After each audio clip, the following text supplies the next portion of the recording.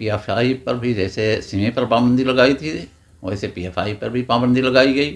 PFI के लोग कोई आतंकवादी नहीं है, एक भी आतंकवादी घटना नहीं किया है आज तक उन्होंने। तारिक कासमी के घर वाले फीस देने की हालत में रहते थे, फीस देने की हालत में नहीं बल्कि खर्चा देने की हालत में रहते थे। कि जो लोग आतंकवाद के नाम पर गिरफ्तार किए जाएं उनका मुकदमा कोई वकील न करे। कांग्रेस ने मुसलमानों को कमज़ोर करने के लिए और हर वक्त अपनी तरफ हाथ फैलाने के लिए, अपने साथ जोड़ने के लिए उनको कमज़ोर करने की कोशिश की है। ऐसे ही कुछ आतंकी घटनाओं में फंसाए गए मुस्लिम नौजवानों के रिहाई की दास्तां है रिहाई मंच। जी हाँ, रिहाई मंच वही संगठन है जिसने 14 बेगुनाह मुस्लिम नौजवानों को बाइज्जत बरी कराया है। रिहाई मंच की ज़रूरत क्यों पड़ी, इसका मकसद क्या है? क्या ये संस्था सिर्फ मुस्लिम समुदाय के लिए काम करती है या समाज के दलित वर्ग, पिछड़ा वर्ग, आदिवासी और मजलूम सामान्य वर्ग के लिए भी सहायता देती है? इन सब पर तफसील से मंच के संस्थापक एडवोकेट मोहम्मद शोएब साहब बातचीत करेंगे। देखिए, 2001 से हमने ये देखा कि मुस्लिम नौजवानों को आतंकवादी कह करके गिरफ्तार करने की कोशिश की। Simi student Islamic movement of India मुसलमान नौजवानों में उनकी किरदार साजी का काम करती थी और बहुत ही एक्टिव थी। उसने कोई आतंकवादी घटना नहीं की, लेकिन उनके लोगों के ख़िलाफ़ इतने सारे मुकदमे किए गए कि आखिर में उन पर पाबंदी लगा दी गई। जिस वक्त मुकदमे सिमी के लोगों पर किए जा रहे थे, दर्ज कराए जा रहे थे, उस वक्त मैं ये कहता था कि ये मुकदमे सिर्फ इसलिए दर्ज कराए जा रहे हैं कि सिमी पर पाबंदी लगाई जा सके। वही हुआ। मैं बहुत करीब से सियासत को जानता समझता हूँ। 1965 में जब मैं बीए में था, इंटर पास करने के बाद, तब से मैंने सियासत में कदम रखा और सियासी लोगों के बहुत करीब रहा।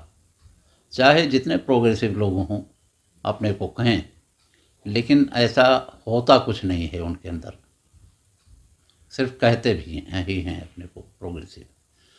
तो इस तरह से देखा कि कांग्रेस ने मुसलमानों को कमज़ोर करने के लिए और हर वक्त अपनी तरफ हाथ फैलाने के लिए, अपने साथ जोड़ने के लिए उनको कमज़ोर करने की कोशिश की है। ये कांग्रेस ही है जिसने ये मुसलमानों को आज़ादी के बाद सोचने पर मजबूर कर दिया कि बंटवारे की जिम्मेदारी मुसलमानों पर है। ये दर्द लेकर के मुसलमान जीता रहा इस मुल्क में। फिर उसके बाद ये भी एक अफवाह फैलाई गई कि चाहे जितना पढ़ लें मुसलमान, लेकिन नौकरियां इस मुल्क में उनके लिए नहीं हैं।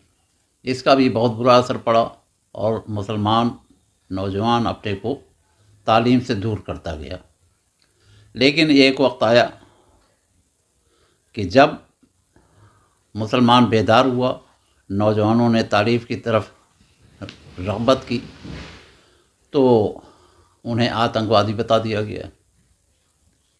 आतंकवादी कह करके और उनको गिरफ्तारियां की जाने लगीं। यहाँ तक कि बहुत से माँ बाप ने, वालिदैन ने ये तय कर लिया कि वो अपने औलादों को पंक्चर की दुकान करा देंगे, लेकिन पढ़ने के लिए कहीं नहीं भेजेंगे। तो जो उनकी सोच थी, जिसके लिए इन्होंने आतंकवाद के नाम पर मुसलमानों को निशाना बनाया था, वो कारगर रही और मुसलमान खौफज़दा रहा। ये कांग्रेस की सरकार पहले तो फौजी के नाम पर लोगों को गिरफ्तार करती रही, फौजी को नहीं कायम कर पाई। बहुत सारी किताबें भी इस पर लोगों से लिखवाई गईं फौजी पर कि फौजी क्या है और कैसे नौजवान यहाँ का फौजी से जुड़ रहा है। उतना सब करने के बावजूद फौजी को स्थापित नहीं कर पाए ये लोग। फिर उसके बाद सिमी पर पाबंदी लगाई और उसके अलावा जब सिमी पर पाबंदी लग गई तो आईएम के नाम से इन्होंने निशाना बनाया। उस वक्त भी हम यही कहते रहते थे आईएम नाम की कोई इस्लामिक मुसलमानों के तंजीम है ही नहीं, बल्कि ये जो है आईबी के दफ्तर से आईएम चलाया जा रहा है और आईएम की सारी सरगर्मियाँ आईबी के दफ्तर से ही चलाई जाती हैं। मुसलमान सिर्फ निशान बनाया जाता है और इसके लिए मेरे पास बहुत सारे सबूत हैं। मैं बग़ैर सबूत के कुछ नहीं बोल रहा हूँ। ज़रूरत पड़ने पर वो सबूत भी मैं पेश कर सकता हूँ। 1985 में एक मुसलमान नौजवान को ऐसा ट्रैप किया था आईबी ने कि उसके घर वाले ये समझते थे कि वो दुनिया में नहीं है, मर चुका है। उसकी माँ की आंखें चली गईं, बाप का इंतकाल हो गया, माँ का भी इंतकाल हो गया, भाई बहन भी समझते रहे हैं कि वो दुनिया में नहीं है। लेकिन जब मुझे पता लगा तो उनके घर वालों से पूछा तो घर वालों ने साफ इनकार कर दिया कि जो है ऐसा कोई हमारा भाई नहीं है। लेकिन बाद में जब पता किया मेरे बारे में उन लोगों ने कि मैं कौन हूँ, तो फिर मुझसे खुद आकर के मिले, कहने लगे हाँ ये हुआ है, 1985 से ही वो गायब था और इस तरह से उसको इन्होंने निशाने पर ले लिया था। तो उसको मुसलमान नौजवानों के बीच में भेज करके और मुसलमानों को ये कहा जाता था कि इस मुल्क में मुसलमान महफूज नहीं है और किसी भी वक्त उन पर कुछ भी हो सकता है। मस्जिद तोड़ी गई, बाबरी मस्जिद तोड़ी गई और पता नहीं क्या क्या किया जा रहा है कश्मीर में। तो इस तरह से मुसलमानों को कुछ ना कुछ करना होगा। ये आईबी के लोग मुसलमान नौजवानों के बीच में अपने लोगों को भेज करके तैयार करते थे, मुसलमान नौजवानों को रेडिकलाइज करते थे। तो उनको भेज करके जब ये किया जाता रहा तो बहुत सारे मुसलमान उन लोगों के कहने के चक्कर में आए और फंसे। फिर जब ये सब चलता रहा तो हमने कहा कि अब ये तो बड़ा मुश्किल है। और फिर उसी बीच में 23 नवंबर 2007 को कचहरियों में ब्लास्ट कराया गया और वो ब्लास्ट सिर्फ इसलिए कराया गया कि जो लोग आतंकवाद के नाम पर गिरफ्तार किए जाएं उनका मुकदमा कोई वकील न करे। और हुआ भी, तमाम बार एसोसिएशन ने फैसला लिया कि जो है किसी वकील को करने ही नहीं दिया जाएगा ये मुकदमा। जब ये हो गया तो मैं बहुत परेशान रहता था कि आखिर क्या होगा। आतंकवाद के नाम पर फर्जी गिरफ्तारियां की जाएंगी, लोगों को जेलों में सड़ाया जाएगा, सज़ा दिला दी जाएगी और कोई वकील उनके लिए खड़ा हो नहीं पाएगा। तो मैं सोचता रहा कि कुछ इस पर होना चाहिए, लेकिन कोई मौका नहीं मिला। इत्तेफाक से 2 जनवरी 2008 को मुझे ये मौका मिला कि आफ्ताब आलम अंसारी, जो कचहरी ब्लास्ट का मास्टरमाइंड बताया जा रहा था, उसकी माँ मेरे पास आती है और कहती है कि कोई वकील मेरे बेटे का मुकदमा लेने को तैयार नहीं है, क्या आप कर देंगे? तो मैं तो इंतज़ार में था कि कोई ऐसा मौका मिले कि मैं इसमें आऊँ। तो मैंने फ़ौरन हाँ कर दिया और उसका मुकदमा लिया। अल्लाह का करना ये रहा कि झूठ सामने आ गया। जिसको कचहरी ब्लास्ट का मास्टरमाइंड बताया जा रहा था उसको पुलिस ने कह दिया कि फ़र्जी शनाख्त पर उसके गिरफ़्तार किया गया है, ये वो शख्स है ही नहीं जिसने ब्लास्ट कराया या किया। वो छोड़ दिया गया बहुत जल्दी, कुल 21 दिन जेल में रहा वो और छोड़ दिया गया।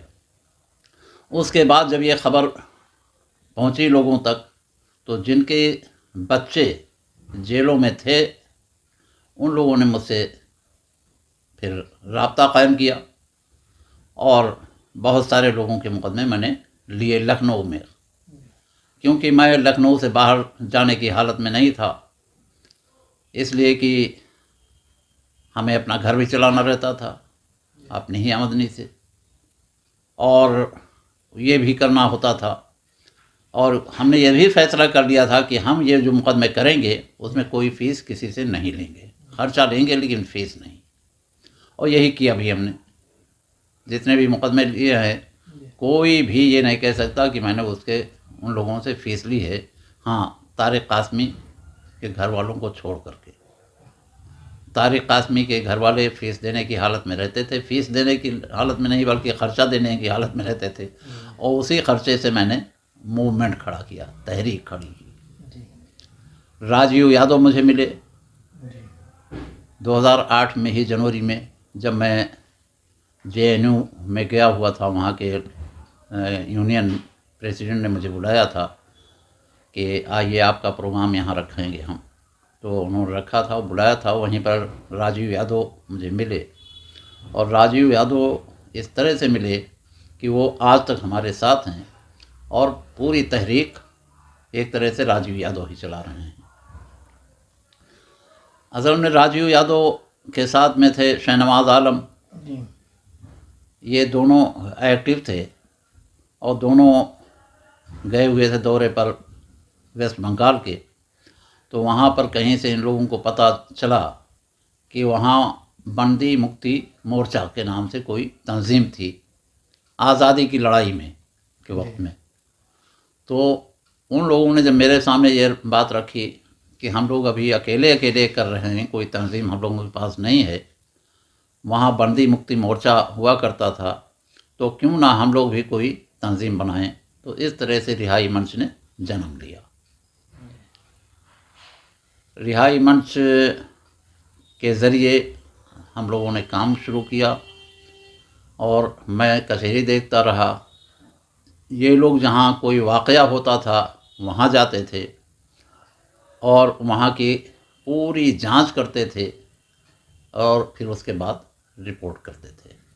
यहाँ तक कि जो गुजरात में हुआ, कौन सी मंदिर थी, अक्षरधाम, अक्षरधाम पर भी इन लोगों ने काम किया, और उस पर एक किताब भी आई, ऑपरेशन अक्षरधाम।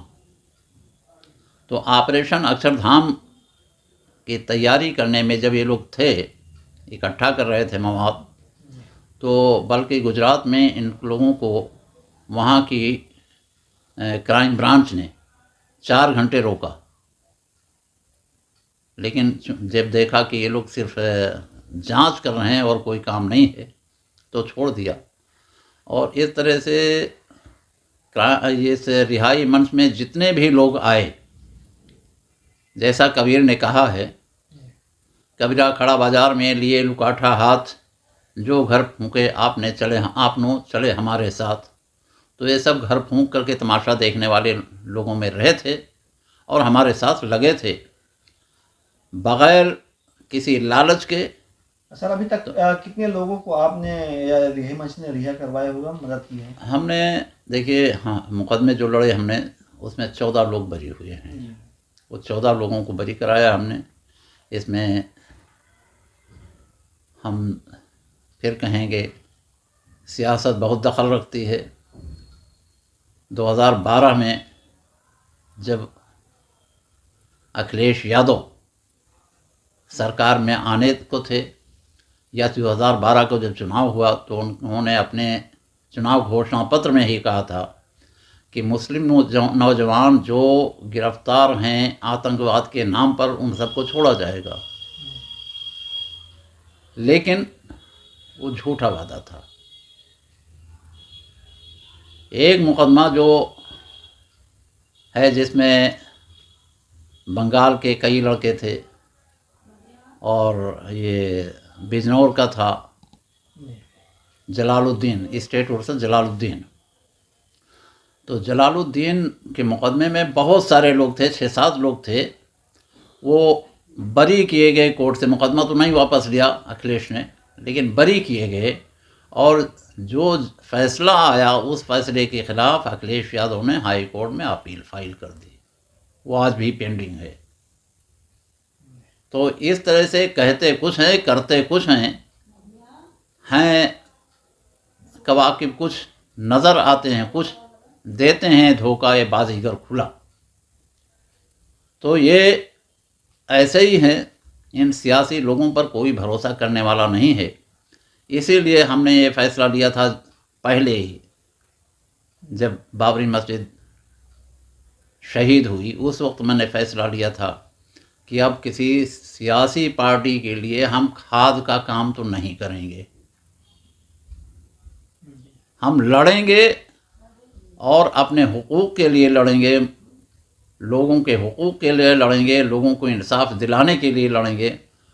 1992 में ये फ़ैसला लिया था और जो उस फैसले के मुताबिक हम आज भी चल रहे हैं, इंसाफ के लिए लड़ रहे हैं, इंसाफ कायम करने के लिए लड़ रहे हैं, इंसाफ हासिल करने के लिए लड़ रहे हैं और इंशाअल्लाह ये लड़ाई हमारी जारी रहेगी।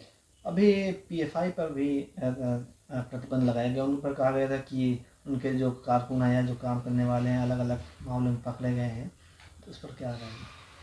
देखिए, पीएफआई पर भी जैसे सिमी पर पाबंदी लगाई थी वैसे पीएफआई पर भी पाबंदी लगाई गई। पीएफआई के लोग कोई आतंकवादी नहीं है, एक भी आतंकवादी घटना नहीं किया है आज तक उन्होंने। एक कोई वाक़या बताते हैं, क्या नाम है, बहुत ज़माना पहले, कब हो सकता है 20 साल हो गए हों, हमें नहीं पता। ये कहा जाता है कि किसी कम्युनिस्ट का हाथ काट लिया था केरल में इन लोगों ने। उस घटना के अलावा कोई घटना ऐसी नहीं है पीएफआई के लोगों के ख़िलाफ़। लेकिन फ़र्ज़ी मुकदमे बनाए गए, जिस तरह से सिमी के लोगों के ख़िलाफ़ फ़र्ज़ी मुकदमे बनाए गए थे, फ़र्ज़ी मुकदमे उन पर पाबंदी लगाने के लिए बनाए गए हैं, वो फ़र्ज़ी मुकदमे चल रहे हैं, उसमें गिरफ़्तार हैं लोग। ऐसा कि जो तंजीमें मुसलमानों के लिए फराह बहबूद के लिए काम करना चाहती हैं, काम कर रही हैं, उनको एक वक्त के बाद निशाने पे लिया जाता है।